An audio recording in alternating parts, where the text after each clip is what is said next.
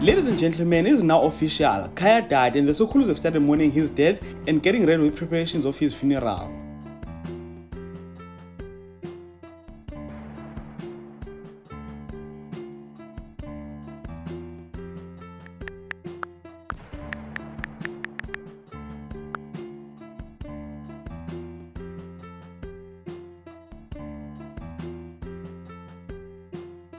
This week has been a very long week on Isitha The Enemy. I remember that I posted a video last week covering the cause of Khaya's death and people were ready to kill me demanding a full episode. Guys, posting full episodes is risky. It will mean that I must risk losing my channel and losing money that I'm making here on YouTube, and I'm not really willing to lose all of that. So please try to understand that. All I can do is give you a recap of each and every episode, which is what I'm planning on doing on this video. I want to cover up what happened this past week. Well, as you might know already, the whole Sokhulu family was in hospital unconscious. The only man standing was Velaphi, who have been receiving his flowers from fans throughout last week.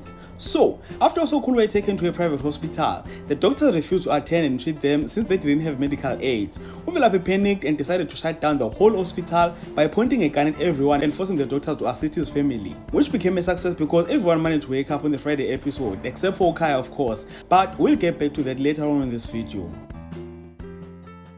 So, while Velaphi was holding everyone hostage, cops arrived and he demanded to communicate and be addressed by Thembinkosi, which is how Khumuza returned from the show. So when Thembinkosi arrives, he tries negotiating with Velaphi, but unfortunately Velaphi was not willing to listen. And while all the drama was taking place in the hospital, Brasoli was busy trying to convince Nolita to release him. And for those who don't know, yes guys, Brasoli is still alive and was apparently kidnapped by Rebecca all this time.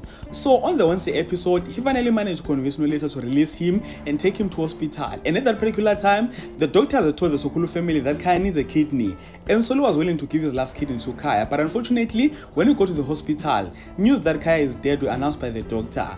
And as you might expect, everyone was crying. It was all sad, man. So while they were in a mourning period, Velaphi told Solomon that he's Rebecca's son, which was a shocker to Solomon and Khuma since they were the only ones who didn't know about this. And in that process, police came in and arrested Velaphi. So yeah guys, that is basically what happened on Isitha The Enemy this past week. We now wait to see how preparations to Khaya's funeral are going to go. So with that being said, this is the end of this video. So please comment on the comment section and share your thoughts and opinions regarding this topic.